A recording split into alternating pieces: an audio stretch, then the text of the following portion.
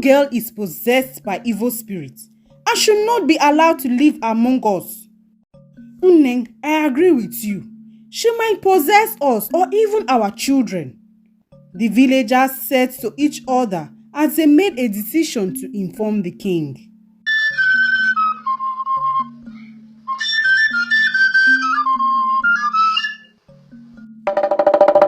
Once upon a time, there lived a widow named Ebere. She had a daughter named Ebube. When Ebube was few years old, she developed a rare illness which is now called epilepsy. This troubled Ebere so much. She searched everywhere for the cure, but no one was able to help her. They were not even able to tell the cause of the illness. One day, when Ebube was playing with her friends, she had a seizure. Her friends began to scream. Ebere quickly came out and held Ebube closely in order to stop the seizure. When the villagers heard this, they went into the village and started gossiping. The young girl is possessed by evil spirits and should not be allowed to live among us. Uneng, I agree with you. She might possess us or even our children. The villagers said to each other as they made a decision to inform the king. Later that day, while Ebere was still busy taking care of Ebube, looking for the cure to her illness, some women marched to the king's palace and told him all they saw. The king was surprised. He summoned Ebere, Ebube, and the chief priest. When they all arrived, the king asked Ebere to explain everything, which she did. The king further asked the chief priest to confirm if what she was saying was true. After some time of consulting the gods, the chief priest told the king that Ebere was right, that truly it was a strange illness and Ebube was not possessed. When the villagers heard this, they began to murmur. The king instructed them not to trouble Ebube and Ebere again, as the weight of the illness was already telling on her. Ebere thanked the king and took her daughter home. This judgment did not sit well with some of the villagers. They warned their children to stay away from Ebube and her mother, as they believed she was a witch even after all the chief priests had said. Whenever Ebube comes out to play with her friends, they would start bullying her and calling her a witch. Ebube would go home crying. Ebere was fed up with the constant bullying. She warned the children and their parents to stay away from her daughter, but her words fell on deaf ears. Some of the villagers asked her to sacrifice Ebube to the river goddess, that she was of no use. Those words pierced Ebere's heart, and she decided to take Ebube far away from the public's eye. She told Ebube not to be coming out of the house and also to stop associating with the villagers. This continued for years. Ebere was unable to find the cure to Ebube's illness. Ebube grew up to be a beautiful girl, but her mother prevented her from going out to associate with the villagers. Some days, she would cry, wondering why she was so different from the rest children. But this did not stop her mother from protecting her. One day, Ebere became very sick. Ebube prepared herbs for her, but the condition became worse. Ebube was so worried that something bad might happen to her mother. She knew about the herbalist who lived close to the market square, but Ebube was so scared that the villagers might do something hurtful to her.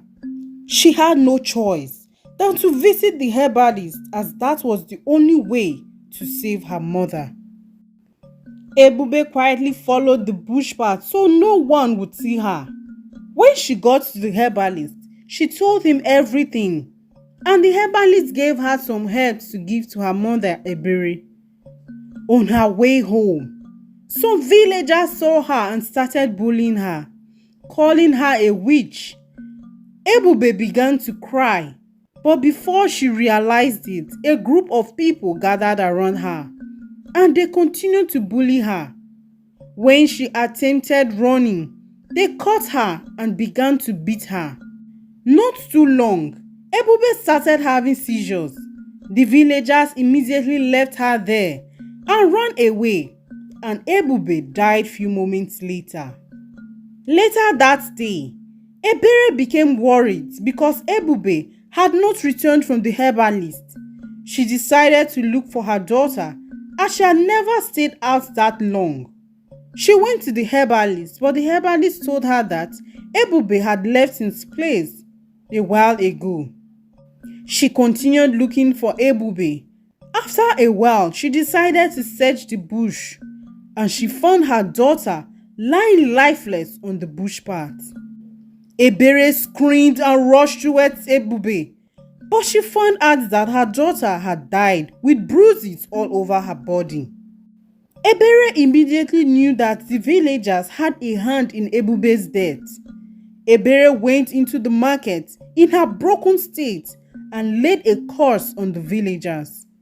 They all buried their heads in shame, but no one came to console her. Ebere buried Ebube close to the hut. Ebere could not bear the loss of her child, and few days later, she was found dead in her lonely hut. Not too long, almost every home in the village started losing a child. They were terrified and decided to seek for the cause of it because it was becoming alarming. They visited different native doctors and seers, but no one was able to solve their problems. The chief priest told them that they were cursed. Only the few people who were engaged the villagers bullying Ebube were not affected by the curse. The entire village was in chaos, and soon all those who attacked Ebube and caused her death began to die one after the other. All the villagers were instructed by the chief priest to offer sacrifices to the gods, which they did in order to free them from the bondage they were in. After the sacrifice was made, they all gathered at Ebube and Ebere's graveside and asked for their forgiveness before the curse was broken. The villagers were free from the curse, but they were made to take an oath never to mock anyone again. If not, they will be struck by thunder and lightning. And they all did. The chief priest went to Ebube and Ebere's graveside and thanked them for forgiving the villagers. Ever since then, the story of Ebere and her daughter Ebube was being told to children in order for them not to bring calamity upon the land, and the villagers began to live in love and oneness. This is the end of this story. The moral lesson of this story is to do away with bullying, as it causes pain to people, and karma may one day visit the perpetrators. Thank you for listening to this story. If you want us to make more videos, hit on the like and subscribe button. And do not forget to share this video, as people may learn a lot from it. We love and appreciate you. Bye.